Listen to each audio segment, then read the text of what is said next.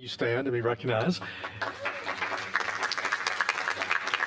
Camden is from Gadsden, Alabama, graduate of Jacksonville State University.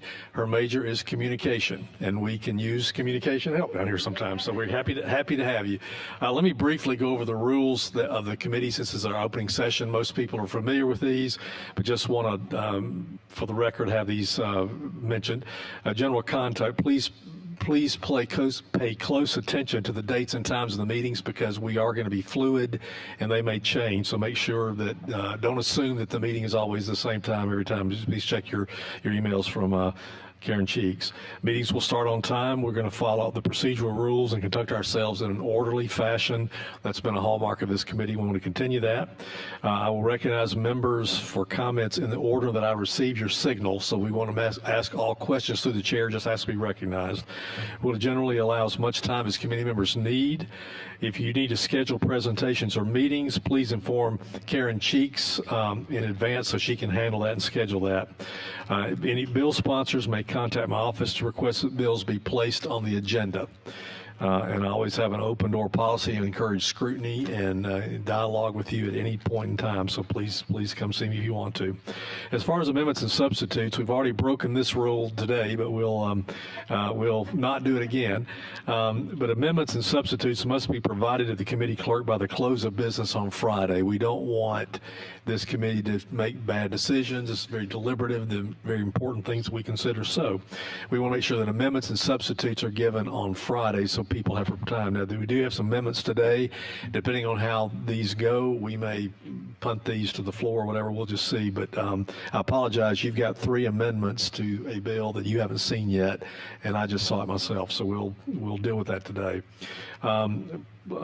Please make every effort to provide copies of the amendments and substitutes to the committee clerk as possible, ideally the day before the committee meeting. All motions, including requests for roll call, must receive a second. So any motion we receive, including that or roll call, needs to have a second.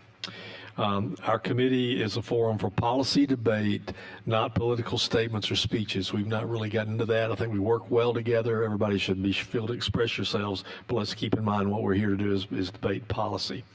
And all these rules I have to follow myself. So if I'm not, you let me know. Please call me out, and I welcome that. So I will ask my vice chair. Oh, I'm sorry. Let me ask. Okay, one second. Mr. Vice Chair, do you have any comments you would like to make before Ranking Member, would you have any comments you would like to make? Oh, we're just so ecstatic to be back. She's happy to be back. She didn't turn her mic on, so I'm not sure she meant that. So any guests, committee members have guests? Representative Wood, do you have a guest? Yes, thank you, Mr. Chairman. I am honored to have 4 Page students with me today. I have Kip Hunter, and y'all can stand up if you would, please. Ada Yarber. I have Ms. Tullock, Analia, and I have Callan Valia. And then I have their teacher, Sarah Maddox, with us as well. And so I'm just happy to have them, and they've done a great job so far. So welcome them, please. Thank you. Welcome. Any other members have a guest? We'd like to welcome Representative Faulkner to the podium. Okay. So today we have 2 bills to take up. One is HB 188 by Representative Alan Treadaway. He is actually presenting another bill or in another meeting. Oh, he's here. Okay. I was asked to go last. So Representative Treadaway, we're honored to have you join us, and the floor is yours. And I mentioned there are 3 amendments. I don't know if you've seen those or not. We'll take your lead if you want to pursue those or not. We want to get them right. Hi, Chairman, members of the committee. Appreciate it. Yeah, I did get those here late, so I do have them. I'm going to get right to the bill then. So I'm proud to stand before you and be able to carry a bill like this. As a lot of folks know, the demonization of law enforcement over the last decade and a half has really had a negative impact to the profession. Can you adjust your mic, please, a little bit? Yeah, there you go. It's had a negative impact to the profession to the degree that the retention recruitment efforts are very challenging. And in Jefferson County alone, we have fewer officers than we had just about 8 years ago, about 500 fewer. And I like to repeat that because people don't believe that number is accurate. There's about 500 fewer officers. So anytime we got a chance to enhance the profession and do things for law enforcement officers to keep them in the profession, I'm proud to stand before you and bring a bill that does just that. Without going over the whole bill, I want to read a few things. So, the Alabama Law Enforcement Family Scholarship Program, this bill establishes the Alabama Law Enforcement Officers Family Scholarship Program designed to provide financial assistance to college tuition and associated expenses to eligible dependents of long-term law enforcement officers. The program is administered by the Alabama Commission of Higher Education and applies to undergraduate programs participating in public technical schools, college, universities. Eligibility.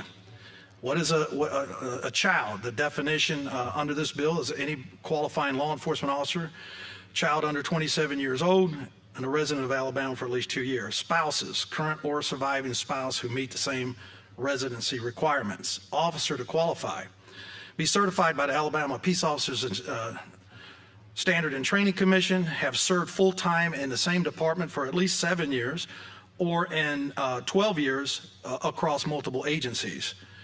Have not been terminated due to disciplinary actions.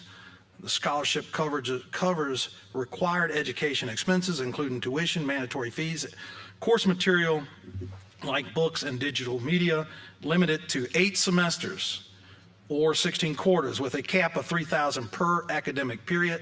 Scholarships are secondary to other financial aid covering costs not covered by public or private scholarship grants or gifts.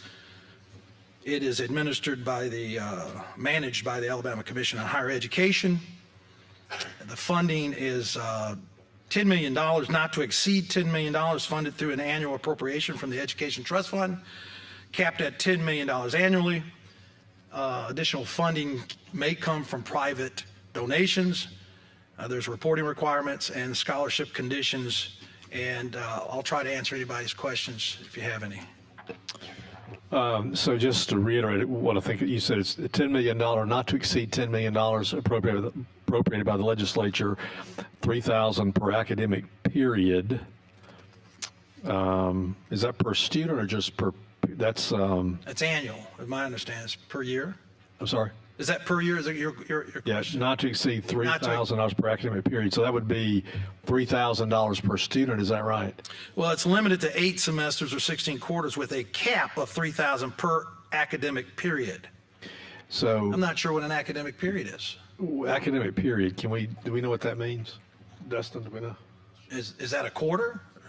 Semester? Yeah, that's what I'm thinking. So that would be $6,000 a year then, right? Yeah, that would be my understanding. Okay. So let me do my math real quick. So if it's $10 million and divided by $3,000, that's 3333, but half of that's 15, whatever. So it's basically that much per person per quarter semester. Is that right? No, it's, I'm trying to think how many students would avail themselves of this. It'd be probably less than 2,000 students, what we're talking about initially. Is that right? I don't disagree with your math. Anyway, I'm just trying to, but the point is, it's subject to availability. So we'd have to appropriate this $10 million every year, right? Correct. If we do that. This is part of the public safety package. Is that correct? Yes, it's part of the Governor and Speaker's public safety package. Governor and Speaker's public safety package. Okay. Any questions about the bill itself before we entertain amendments? Representative Chestnut. My question is, I think first of all, it's a very good bill. The question I have is, will this help to get the numbers up from the standpoint of, will the children who receive these scholarships, will they be able to major in anything, or would they have to have a law enforcement intensive major? No, to answer your questions, my understanding is it's anything in a 2- and 4-year college, so it's not geared, it's whatever the student wants to pursue. Okay. So the basis of it is to target the parents of young children, to say, if something were to happen to you in the course and line of scope of your work, then your children will be taken care of. Well, there's currently a state you're asking the question, does the individual have to die before this kicks in? Yeah, No. Oh, okay. No, this would be active law enforcement. This is an attempt to keep officers, retention, go as far as the retention efforts to keep officers in the profession. Many are leaving. I got you. And this is just another incentive that they've got children at home, which in my case, I had 5. And, you know, if I was ever thinking about getting out as they were in high school, this would have been, they would have stopped me, I promise you, for what it's cost me to put my kids through college. So anyways. Oh, because of the expense and all that. I get it. Right. Okay. All right. Representative Drummond. Thank you, Mr. Chair. I too think this is such a great bill. Just a few little questions. On page 3, can you sort of explain to us in B at the bottom of the page that the officer, I gather, has to be employed for full time at least 7 years? Correct?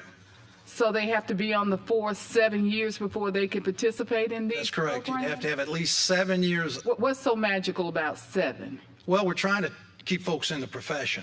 So you have in law enforcement, we have a lot of folks come in those first few years, and you know, they're not going to last. There's just a lot of folks that last in the profession. So if you got either 7 years with the same department in good standing, you're qualified. If you've got 12 years, if you moved from, say, a college law enforcement agency to a city to a Yes, to a that state was trooper, gonna be you my got to have next 12. question. So I think the whole thing is the incentives is to keep you there. Here's an incentive to keep you there. So they would have to be 7 years at one That's right. agency. They can't go from and what is happening now. They go from Jumping the around. city to the Right. to the sheriff's office and da da da da da. That number moves to 12 years at that point. Okay, so it goes up to 12. Right. Okay, all right. Thank you. Any other questions? Representative Baker? No, I'm sorry. Any other questions? So we have 3 amendments that I understand we're going to receive, and Representative Keel's would like to offer one. He has another obligation, so if it's okay, we'll let him offer his amendment first. Okay.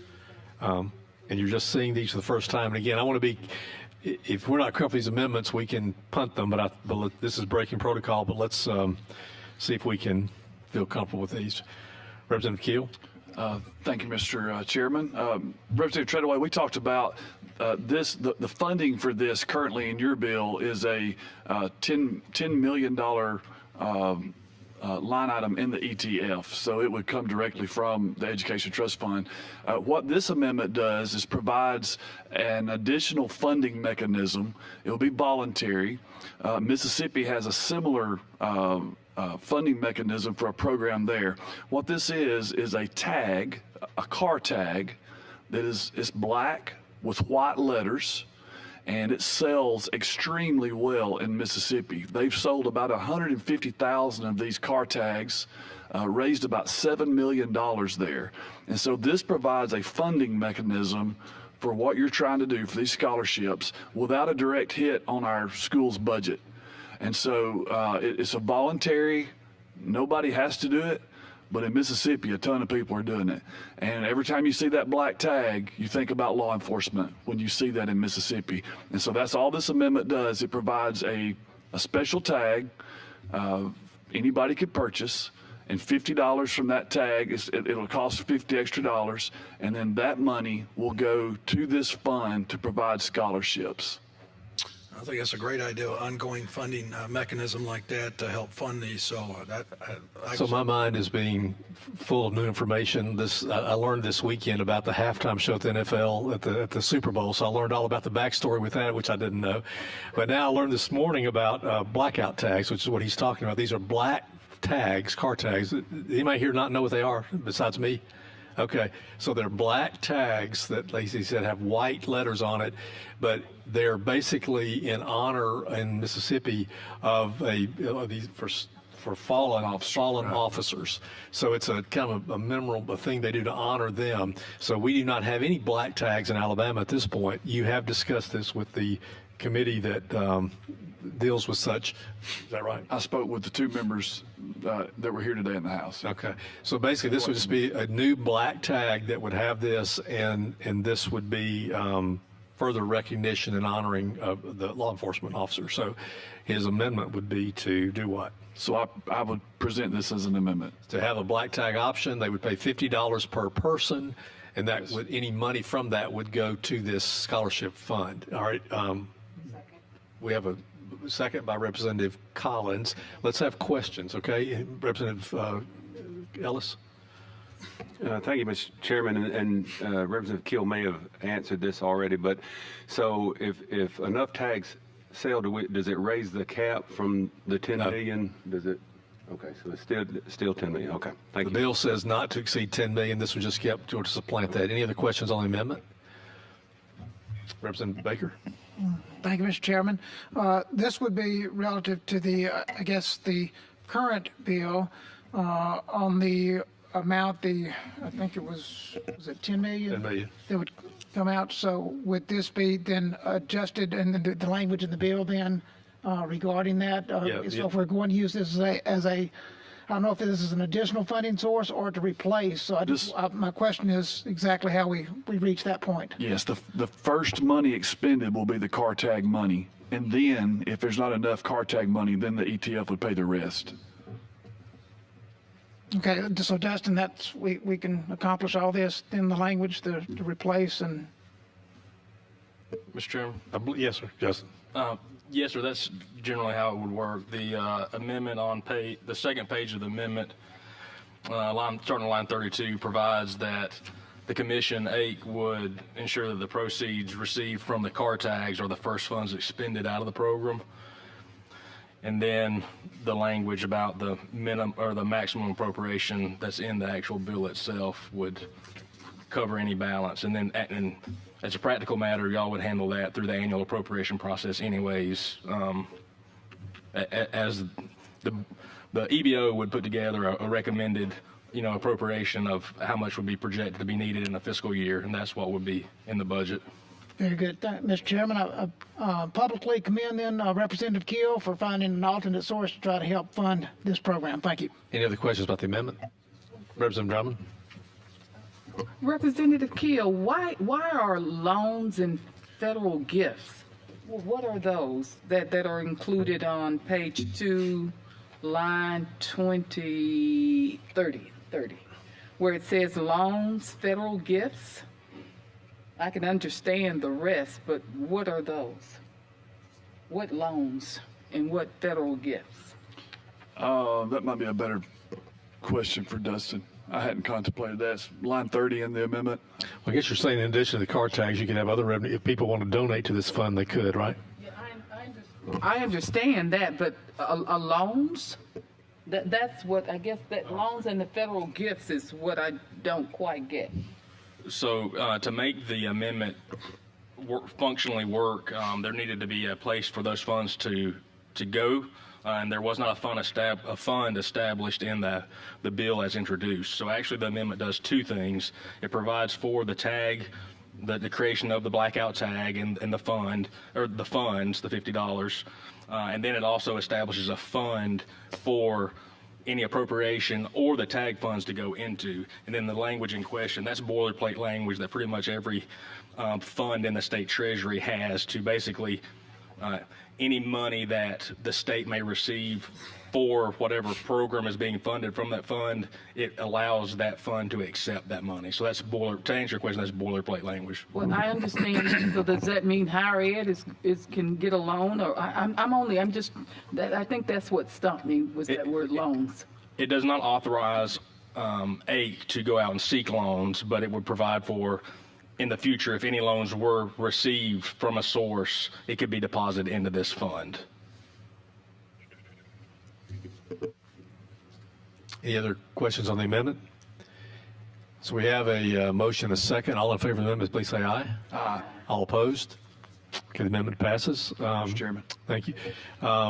Representative Treadaway, you have an amendment? I do. I have two. Do you want me to handle them from here? Or do Yeah. you have, okay.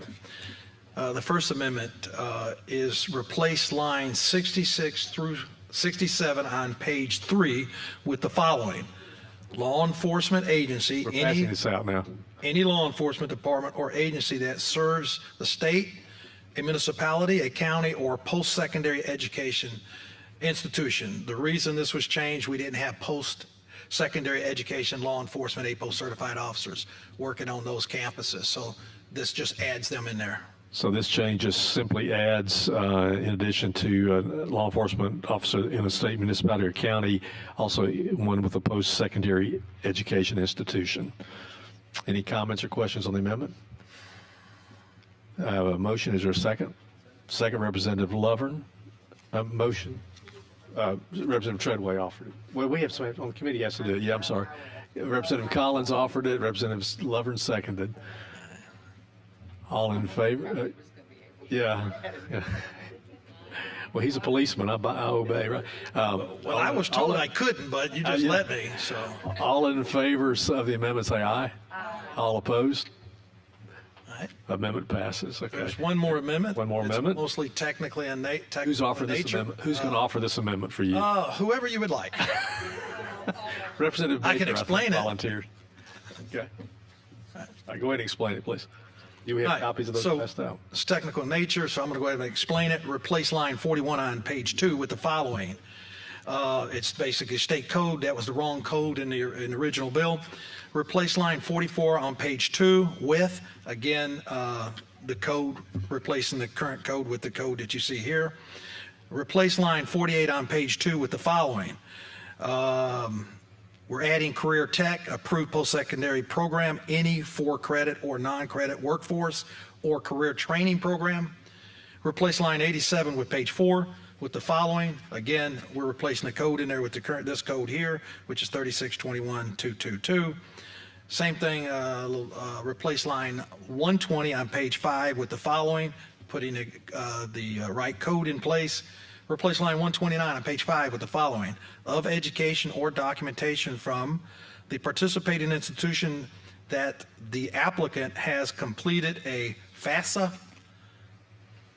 Replace line 140 through 143 on page 5 through 6 with the following: a signed Family Educational Rights and Privacy Act release form.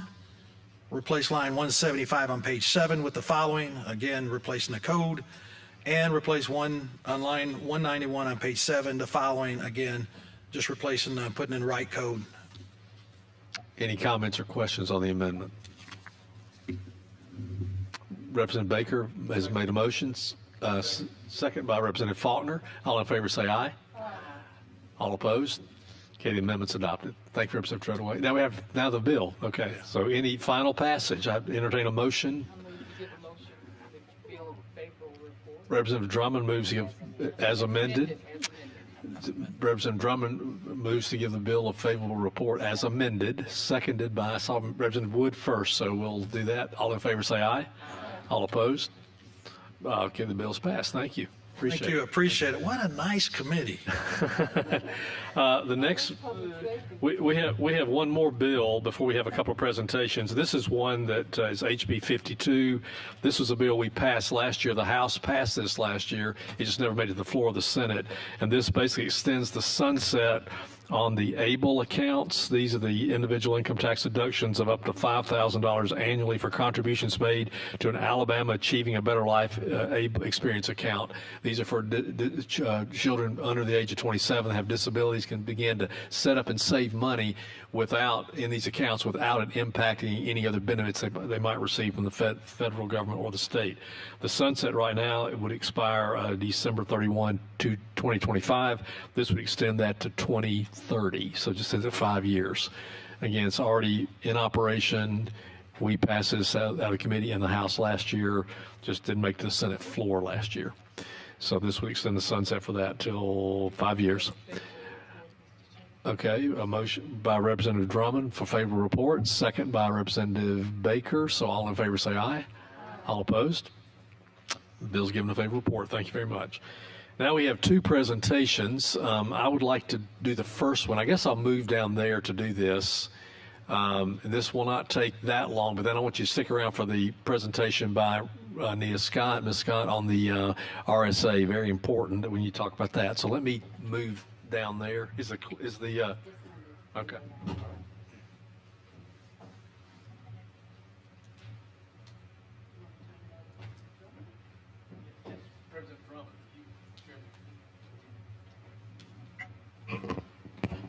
I guess, thank you, Mr. Chair. We'll now have a presentation from our chair.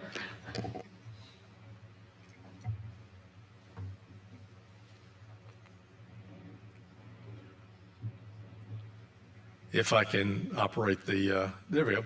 That's the wrong one. Let's see. How do we get the right presentation?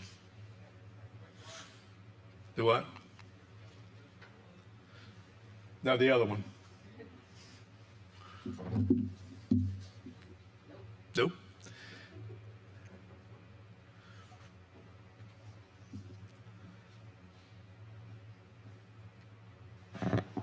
No. Is this the...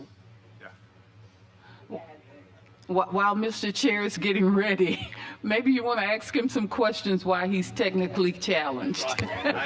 That's true.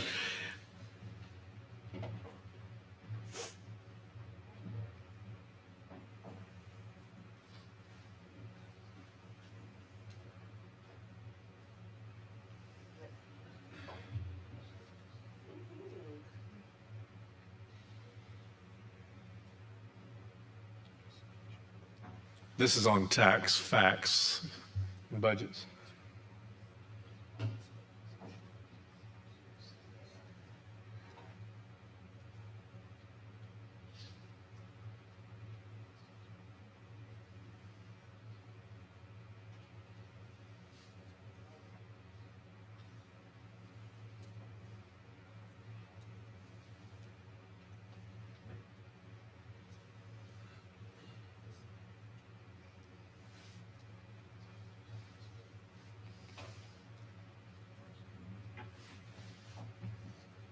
Okay, here we go.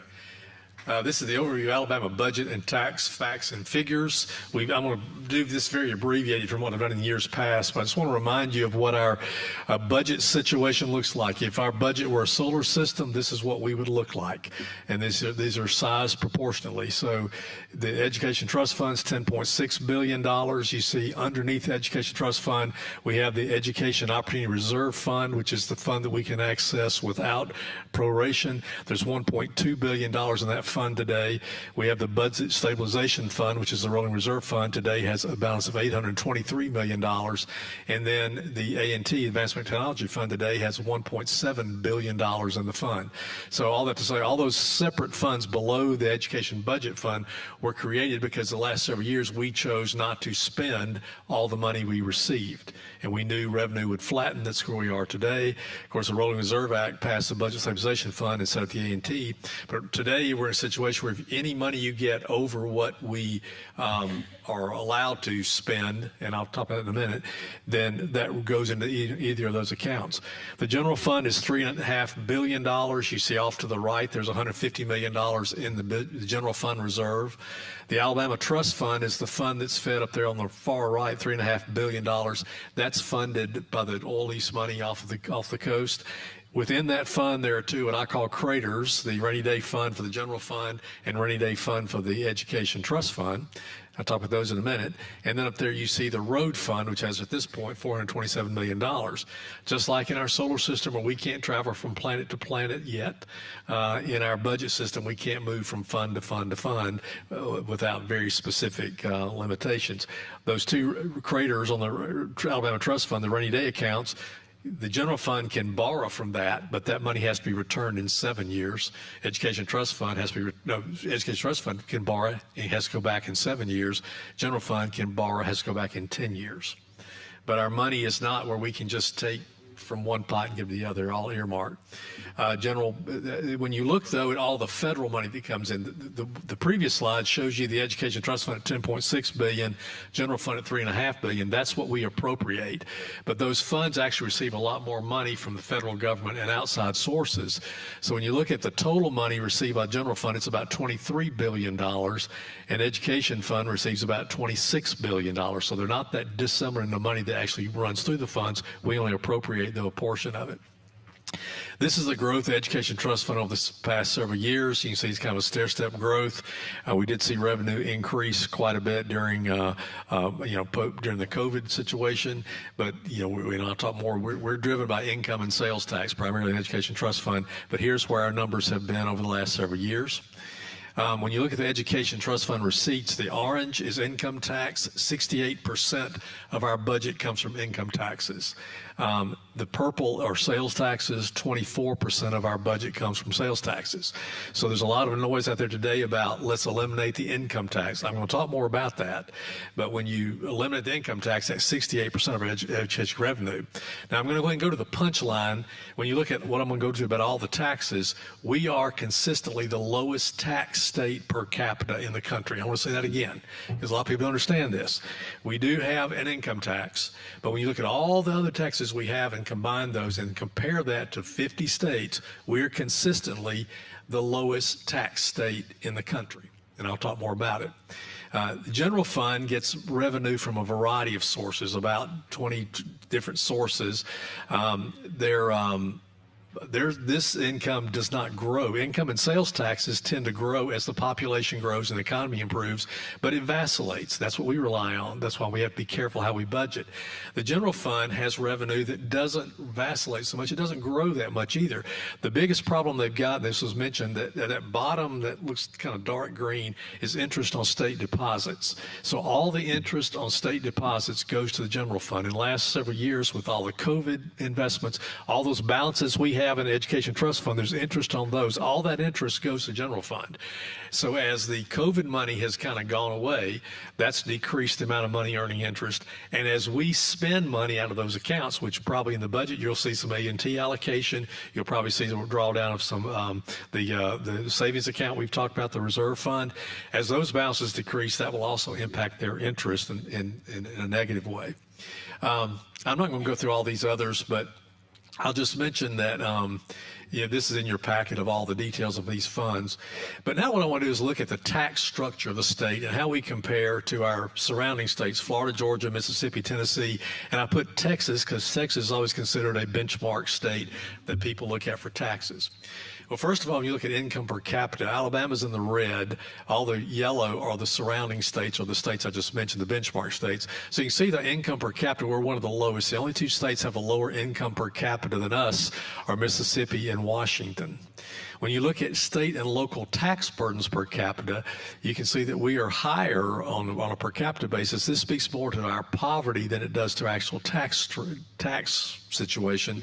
But you can see we're not on the upper end of the curve, but that's where when you look at state and local tax burdens. If you look, though, this is important. This chart right here is probably, I want you to really focus on this. All states get their revenue from taxes and other sources, but primarily from taxes. Where do states get their revenue? The far left shows you the United States average, and the dark gray are the bottom are property taxes. The orange are general sales taxes. The green are individual income taxes. The blue are corporate income taxes, and the purple are other taxes. So the far left is the average for the United States. And then the second bar is Alabama. So look at Alabama's gray, which is the property taxes. We are significantly lower than the U.S. average. And if you look at every other state, Tennessee's next, Mississippi, Florida, Georgia, Texas, you can see that we have a lot less of our revenue comes from property taxes than the other states. When you look at income tax, you can see that we're a little bit higher than the on sales tax, which is the orange. We're a little bit higher proportionally to the average state. But when you look to the other surrounding states, Tennessee gets more of their revenue from sales tax than we do. Why? They may have lower rates, but they have a broader base. They tax things we don't tax for sales taxes. And you have to look at that one. You can't just look at a rate. You have to look at what the rate is applied to. Mississippi gets about the same as we do. Georgia a little bit less. Florida and Texas get actually a little bit more of their revenue from sales taxes than we do. Then you look at individual income tax. That's the green, the third bar up. You can see we're a little bit below the national average when you look at the percentage where our revenue comes from. But you see Tennessee has no income tax. And you can look to the far right, you can see that Florida and Texas don't have income taxes. So we do have, but compared to Mississippi and Georgia, our revenue from income taxes is similar to theirs. The blue corporate income taxes, you can see that we're not too far off that average from others with corporate income taxes. And then you look at the other taxes, we do tend to be higher here. Primarily this has to do with our taxes on alcohol. So that's a revenue source that we have other states don't have. But look over there at Texas at the very end there. They're almost 40% of their budget comes from property taxes. In Alabama, our budget is about 15% comes from property taxes. That's a significant number. And particularly in the last several years, when property values have gone up so much and assessments have gone up. Of course, in Alabama, we've actually capped how that growth can be on taxes. Other states may have not done that. But this is what people need to understand, is that everybody gets their taxes from some revenue source. Now, there's a lot of conversation lately because Mississippi has mentioned that they're going to do away with their income tax. So income tax in Mississippi, if they do away with it, is going to be over a 10-year period. So it's not like an overnight, it's a 10-year work out of that income tax. They also have had to basically add a 5% sales tax on gasoline. So they're increasing that bucket, and they're taking money in their gasoline fund, road fund, and moving that to shore up their pension fund, which has got some issues. So my point is, when you look at these things, you've got to understand what are they doing, what they're not doing. But at the end of the day, they all have to have revenue to operate, and that's where we get our revenue from. Property taxes, I mentioned, if you look at the state and local property tax collections per capita, we are number 50 by a long shot. And I'm not suggesting we change that, but I'm just saying that every other state that has a different tax structure, look where we are compared to those. And all the states in yellow are our comparative states. Sales taxes. Now, this is important here. That dark bar represents the state sales tax rate. These are rates, not collections per capita, but the rates. And the green represents the local sales tax rates. So you see that bar at 4%, that's the Alabama state sales tax rate. And you can see only one state has lower than us, and that's Colorado. They have a lower state sales tax rate. Everybody else has state sales tax rate that's actually higher than ours. However, you can see that we do have one of the higher state and local sales tax rates in the country. So when you add those two rates together, you get a 9.5% average sales tax rate. Only 4% of that is the state. Why do we have such a high local sales rate? Because we don't allow state and locals to raise property taxes. So when you go back to the model we've chosen is to intentionally keep property taxes lower and give flexibility on the sales tax. Now, people argue, is that good, bad? I mean, you can take any tax structure you want to know. Any day, have you split your revenue up is going to be some method, and you see what other states are doing. But there are people who like the fair tax, and the fair tax people would tell you that they think the fairest tax is a consumption tax. So I'm going to pay a tax because I choose to do something. So an income tax, you're working, you get paid. That's not really consumption tax. I mean, I can understand the argument for the unfairness of income tax. We're having a lot of discussions, but the consumption tax is you're in control of that because you spend the money, you pay the tax. Property taxes are difficult because you've got people who own assets, who farmland, houses, whatever. They now don't have any income with high property taxes. They get dinged, and some of them, you hear the stories about having to sell their assets to pay their taxes. So I'm just saying that, we do have a high sales tax rate, but most of that is with the local, not the state. And of course, last year we cut the grocery tax, which is a subset of the sales tax rate, by 1%. Another 1% will be coming soon.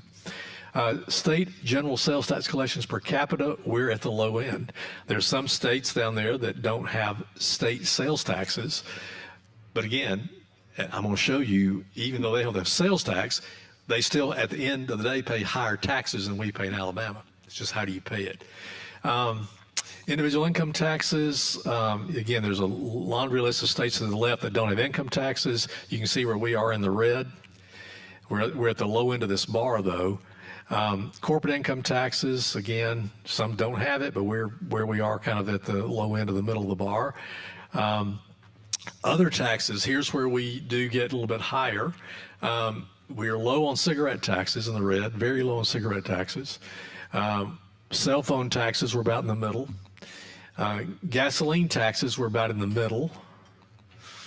Average gas price per state, though, we're at the low end because of our access to the commodity, to the actual commodity. So we tend to be between number 42 or number 48 in terms of gas prices, all-in gas prices, even with our tax. But here's where you look at with the alcohol taxes. This is state spirits taxes. We are higher on that than other states. Wine tax, we on the upper end of the curve. Beer, we're kind of on not the most upper end, but we're on the upper end of that.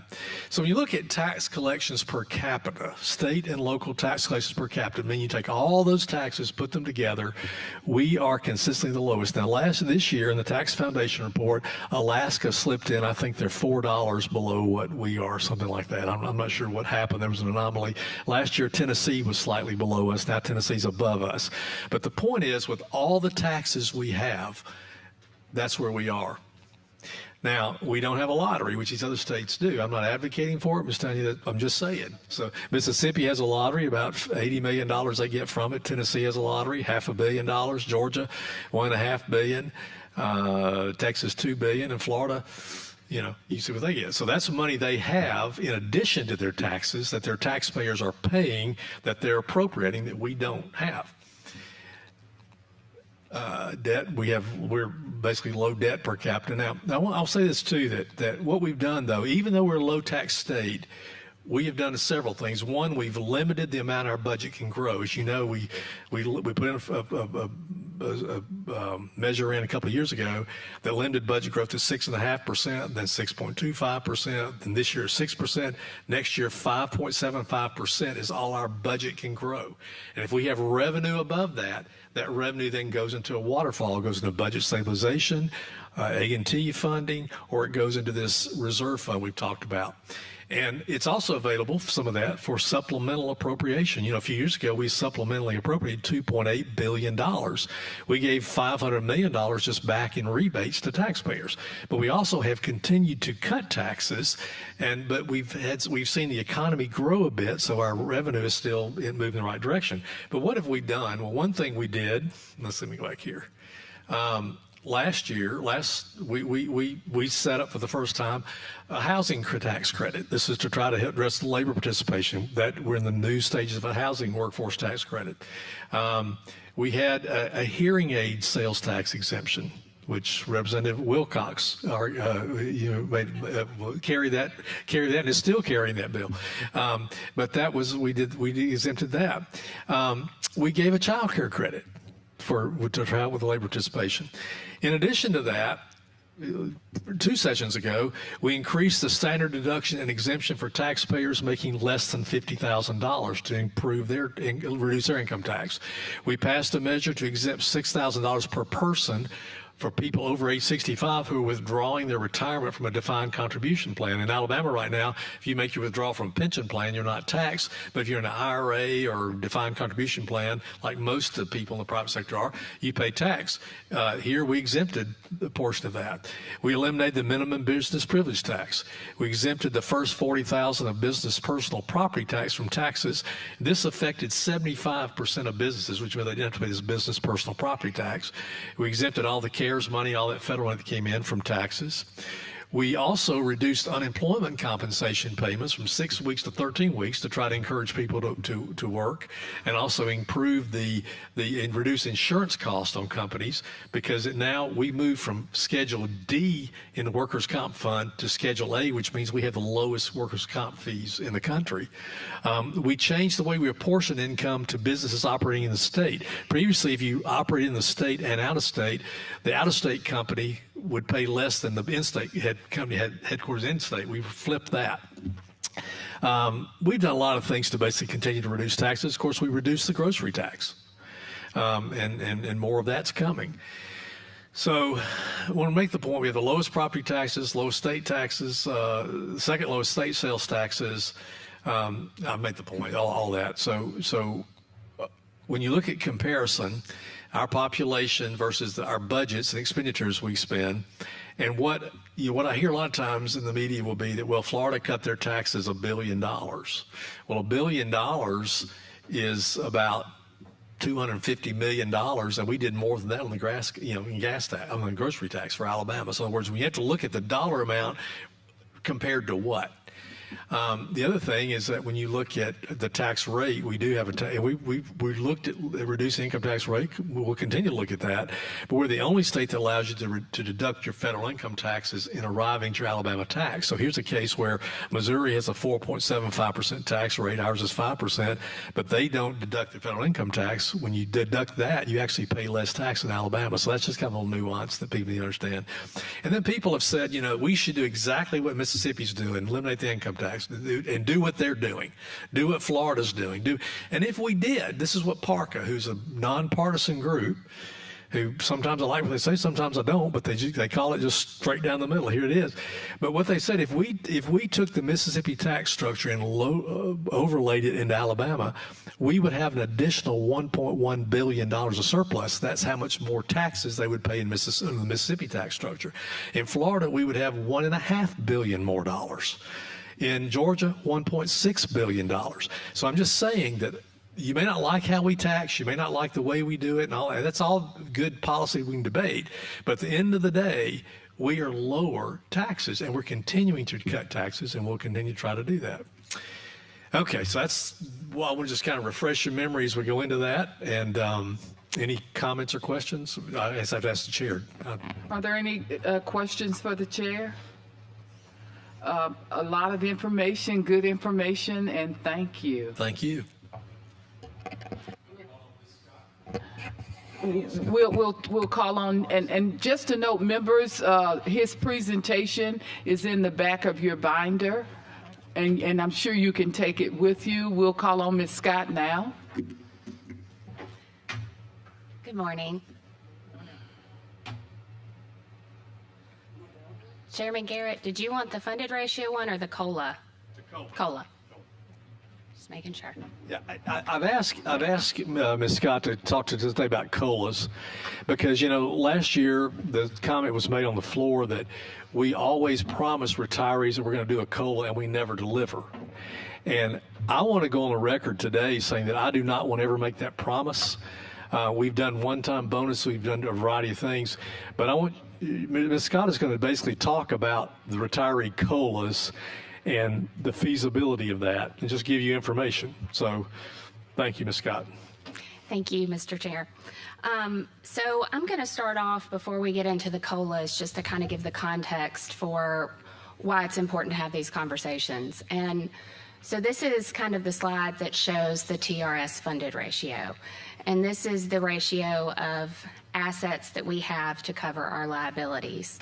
And so it's very important to track it. And I've got some things charted that kind of show reasons for the decrease and kind of give you some information. At the top is the active COLAs over the years. In red is the retiree COLAs that were granted in the 2000s, and those were not funded at the time. And then you also have market changes and some actuarial changes that have contributed to the decline in the funded ratio. So, interestingly, and I have another presentation if anyone wants it about the funded ratio. I know everyone is so excited to talk about things like that. But, interestingly, so the active raises we've realized recently, if they are above kind of the actuarial assumption, which is 2.75% of payroll growth, it can contribute to unfunded liability. I have not been here in a time when we have really had so many. And so this has kind of been something we've been trying to wrap our arms around as well. And really, it's the fiscal year 22 valuation that you see where it dropped from 70% to 67%, we recognized the fiscal year 22 pay raise of 2%, the fiscal year 23 pay raise of 4%, and the salary matrix changes. Okay, so let me just stop you here for a second. So you've got here these numbers on the right starting in when was the last COLA the legislature gave? It was for 2007. Okay. So that's that. So the COLAs that when you've got COLAs here on the lower end, those really aren't COLAs. Like we didn't give retiree adjustments, did we? Or what? The blue is the active COLAs. The red is the retiree COLAs. Okay. That makes Yes, sense. sorry. Okay. So the blue is basically when we give a pay raise, and that's active. that. That's Yes, that. yes. The red, which is below, are when we give retiree COLAs. Exactly. Okay. And so that we haven't given a retiree COLA since 2007, right? Correct. Okay. Correct. But those were, but back then, going from 2000 then to 2007, we gave retirees a 4% COLA, a 3% COLA, another 4%, another 7% Right. COLA. And I think what you're going to tell us is that number, of course, when we give them that COLA, we have to provide for that in the future, and that is about $2.2 billion of the underfunded liability we have. Is that right? That's what the actuaries have estimated. Yes. Okay. So now I'm going to talk a little bit about how states do COLAs. 1 second, yeah. You mentioned about the COLAs. I just want, so we hear, I mean, which I've not heard yet today, and that is we have funded COLAs and we have unfunded COLAs. Yes. So I want to make sure there's a distinction when we sometimes just mention broadly COLAs and there's no distinction made whether it's funded or unfunded. So I just want to make sure that we sort of clarify. Exactly. And the 4 COLAs up there in red were not funded up front, and so they were just added to our liabilities. And kind of RSA's position is, if we're going to do any retiree COLAs or bonuses, it needs to be funded up front. Okay. So, you may have heard about other states that have retiree COLAs, and there are 74 state pension plans that have retiree COLAs baked into the plan. And so it is funded over the retiree's active career. So it's already baked into the rate. RSA was not set up that way. And so, and there's 27 other state pension plans like us that the only way retirees get COLAs is on an ad hoc basis. Either the legislature or some other governing body grants the retiree COLA. And just, for comparison, it's still expensive if you do it up front. Georgia has a semi-annual 1.5% retiree COLA baked in for their retirees, but their employer contribution rate runs over 20% most years. Our rate right now is a little higher than normal, and it's about 14%. So, as we mentioned, retiree COLAs are not in our plan design, but they have been granted in the past, the last one being 2007, where the legislature grants it, and then RSA adds it to the liability, and we pay it out over time. After 2007, and when the 2008-2009 recession hit and the TRS funded ratio really went down, and the employer rate went up, that became an unaffordable practice. And so what the legislature has done since then is granted one-time retiree bonuses. And those are paid for up front, and so there's no unfunded liability that is added to RSAs. This is just kind of informational of what does the TRS retiree population look like? Because we hear a lot about, you've got early retirees because you can retire with 25 years of service, but you see the vast majority of our retirees are, between 65 and up.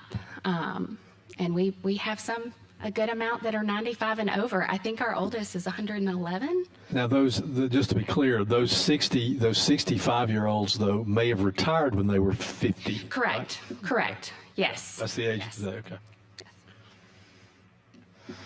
So this is kind of a snapshot of, these are the retiree COLAs that we are still currently paying out. And now this is ERS and TRS together. So the earliest COLA we're still paying on is from 1979. And as of September 30th, 2023, we had paid out $7.5 billion in those COLA payments. Say that again, please. $7.5 billion is what we had paid out in those actual COLA payments. Okay. And then this is kind of the history of the retiree bonuses and how much what we paid out for that. So we've paid out $176 million in bonuses since 2008. So $7.5 billion in COLAs beginning in 1979 through 2007, which was the last time. And in addition, since 2007, we paid $176 million in one-time bonuses. Okay. So this is what we were talking about earlier, those 2,000 COLAs that were not funded. The actuaries estimated that they added $2.2 billion to the unfunded liability. And then these are the estimates for how much it costs to pre-fund a COLA or to pay for a bonus. So for TRS, a 1% COLA, if y'all paid $236 million to RSA, there would be no liability added to our books. And on the flip side, if you granted a $1 per month of service bonus for retirees, a one-time bonus, it would cost $31.6 million to fund. Okay, so let me just make sure we understand. So if we were to give a 1% COLA, and we were to fund that, let me go back. The retirement fund, we saw the ratio was going down. It's about 65% now. The closer you get to 50, the more in danger your retirement fund is. And I think ERS is below 60, if I'm right, and TRS, yeah. So the things you do that drive that down put the fund at further risk. Somebody did an article recently, and didn't quote me, but they had talked to some third party about the Alabama retirement system, and they described the retirement fund as fragile. Now, we may take issue with that, but that's how they described it. So it does affect our ratings and things like that, because you want to be closer to 80%. We're trending down towards 60%. But to give a one-time or 1% COLA to all retirees is $236 million that in order to not impact that funding. If we didn't pay that 236 up front, then the funding would drop. All right. So 1% is 236. What's 4%? 900 million? $900 million. So if we want to give a 4% COLA, which is what most retirees want, because when you give these one-time bonuses and you divide $50 million over all the retirees, it's not much money. 4% would be significant to them, but that's $900 million that would have to come out of the education budget, our current funding. So you made the point earlier that we're not set up to be to have COLAs as funded COLAs. When we've done that, we've dug the hole deeper, and now we're at a point where if we were to do that, it's pretty expensive. Now, Norris Green is here. I had a conversation with him earlier.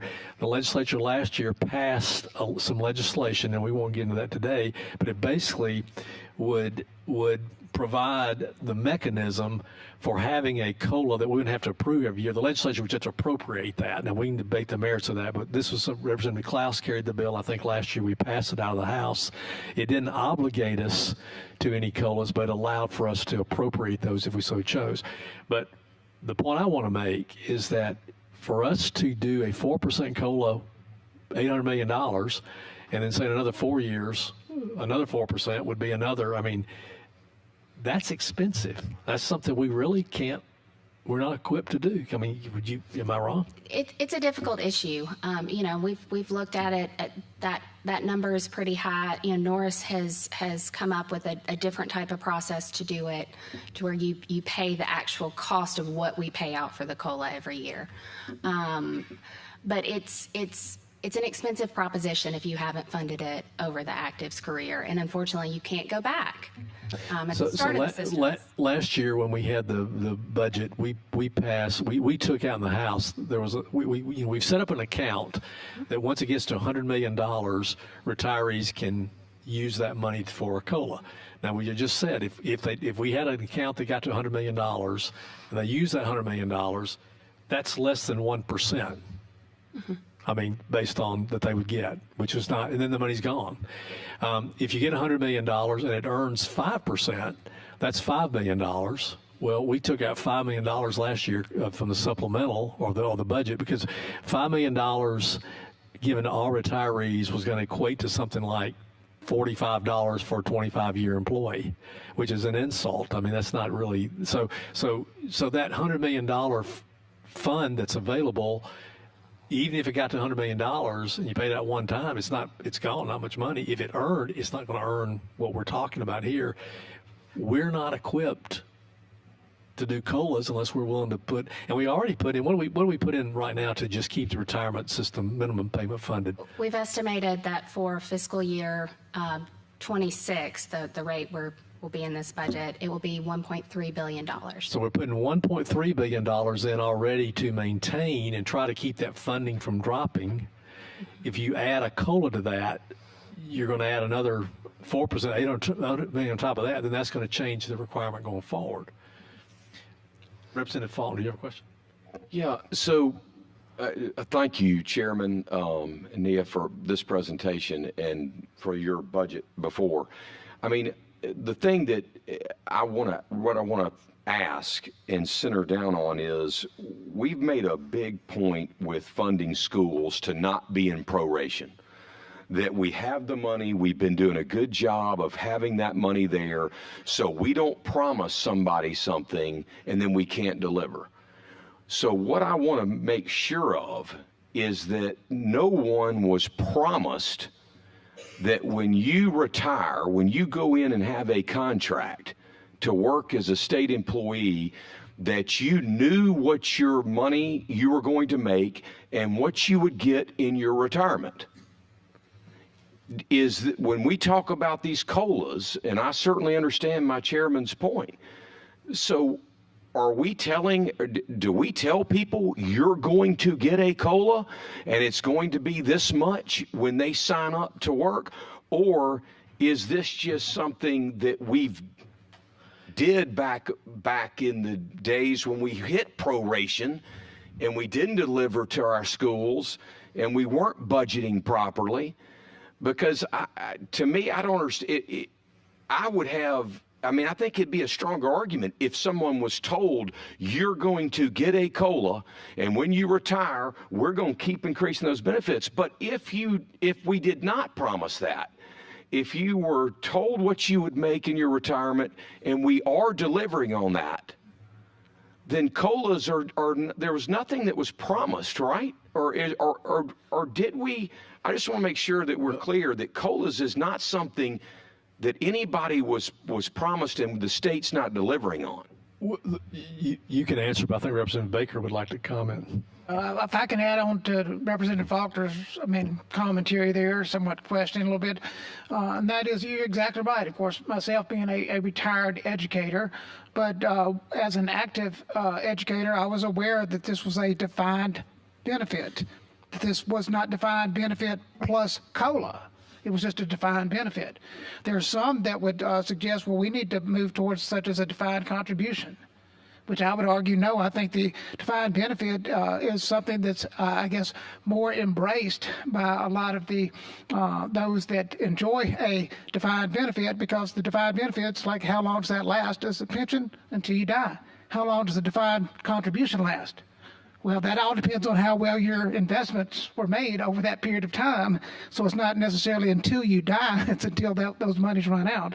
So to me, a defined benefit is something that's I think of great quality in terms of a benefit for those that have that opportunity for that. So you made a very good point, and that is that they're educators or others than state employees, they're aware that this is a defined benefit, not defined benefit plus COLA. It has to be baked in. They have to be contributing along the way for that to have that opportunity afterwards. I want to say this too. I think, we're not, I don't want to come across as empathetic. We're looking at numbers here right now, but we do know there are situations where there are retirees, people who retire from the retirement, from a school system. They work for 25 years. They retire at age 50, 52. Then they get their defined benefit for the rest of their life. Then they, at age 52, go and teach at a private school or go out of state or go to some other, or into the private sector, and they're able to accumulate additional. There's a lot of people like that. There are people who aren't like that. There are people who worked, who retired when they were 65 20 years ago, and their benefit hasn't changed except for the one-time bonuses we've given, right? Unless those go. So those people, though, maybe retired early. Maybe they retired at 50. And didn't work. I mean, I know of a couple that personally that retired and they've not worked. Well, so we're not. We understand there are people in those situations, but there are a lot of people who are like getting retirement from two different situations because they retired early. But the point I'm trying to make is the cost of doing what people want for these COLAs to fund those COLAs is getting close to where to do something decent, it's $1 billion out of our education budget, which means we don't put that money. It's on top of the $1 billion we're already putting in. That would be $1 billion that's not going in to current education. Do you have a question, Representative Collins? Just a comment. Thank you, Mr. Chairman. I do echo what Representative Faulkner said about the defined benefit piece, and kind of want to respond to Representative Baker. While the defined benefit plan, and Representative Stubbs and I work in the industry, so we see it every day. They look nice. They look nice on paper, but the problem is in our world, people are living longer. And when you hit a point in your society where more people are starting to not work than work, defined benefit plans fail. And probably even in our country, the most famous defined benefit plan, Social Security, is going bankrupt in 2033. Right now, that's the projection due to our declining working population. So I don't know if I'll still be here then, hopefully not, but somebody one day is going to have a very tough decision to make about probably rolling this over into a defined contribution plan, because unfortunately, there's a reason corporations across the U.S. are phasing out their defined benefit plans, because they're just not sustainable. And even our U.S. government, who can print money, struggles to fund their defined benefit plan, Social Security. So I have tough conversations with my retired teacher friends back home. My mother's a retired teacher and asked me if we're ever going to give her a COLA. And I just caution, I don't think we need to give NIA another unfunded liability, which jeopardizes the whole structure, and then nobody gets their defined benefit. So I caution anybody that really advocates, that doesn't understand the numbers on the COLAs and anything that's going to hurt that unfunded liability, because it is getting in a fragile territory. So, if I can respond to your point, I understand your point about Social Security, but it's not pre-funded. So that's one major difference with that. And that's the living longer. That's another reason our liability went down, because we did make some changes to our mortality tables because of that. And you assume this generation is going to live longer, and you assume younger generations are going to live even longer than current generations. And so that's something we look at and we adjust. And another reason I think that a lot of the corporations have phased it out is because of ERISA, which has a whole different type of funding. Most states have continued with the defined benefit. But in talking about this, it's a difficult situation, especially in light of the retiree health care, which has been promised. Those costs are going up because the federal government is changing how they're funding Medicare Advantage plans. And so we've seen our costs for the Medicare eligible retirees go from $57 million for fiscal year 24 to, we estimate, $250 million for fiscal year 25. And so and y'all, the governor has additional funding for PHEP to account for some of that in her budget. And so it's a problem. Well, and I want to say too, people have talked about like other sources, for example, a lottery. Okay, first of all, if a lottery we're going to bring in, just pick the number, say $250 million. I don't think the legislature would say that entire 250 will go toward retirees. I think they're going to want that spread other places. But $250 million is not going to, as we see here, it's not going to move the needle. So you had a question? Just further commentary, and thank you so much, Chairman Garrett. You've done a wonderful job in helping to try to educate us in so many ways. I always love your planets and world that you present to us each year. But on this conversation regarding the pensions and all, and Representative Colvin, thank you so much for your comments as well. I very much appreciate that a defined benefit is very costly and such, but that is somewhat years before those decisions were made. So we're sort of on that path, trying to transition to go to a defined contribution will be an extreme challenge, and I would think astronomically expensive to try to move in that direction. So you've made a very good point with that. So we're sort of on the path that we are on, but I would also say, just in comment to those that retirees in particular, they'll want to use other states. Well, Georgia gets a COLA almost every year and that type of thing, but what they don't understand, that was baked in, as Ms. Scott, you've already alluded to that. It's where there was either the employer and or the employee were making significantly higher contributions during their active years of service, which that has not been done by our retirees now. So thank you. We're getting close to having to vacate the room. Representative Collins, you have anything you want to say? Okay, I just want to make sure anybody, Representative Stubbs or Almond, anybody else? Okay, so this is really just educational. I want to make, we'll continue to have discussions and questions. And again, I just wanted to present the data, the facts. And we deal with, and again, Mr. Green, we're going to sit down with him and hear his idea later. And again, we've passed this before. I'm sorry. No, we're not doing a presentation. I'm saying not today. I'm saying that we've agreed. Karen's team. I didn't have that on the agenda. You're right. I did. But we'll continue to have this discussion, and I would invite you to share your idea to others as well. But it's a tough issue. Again, we don't want to come across as not sympathetic or empathetic, but as you mentioned, the other thing federal government can do is they can spend money they don't have. We can't do that. We can't do that by our Constitution, and we don't do that, nor should we do that. So, okay. Well, thank you for the good meeting today, and we look forward to seeing you next week. Meeting's adjourned.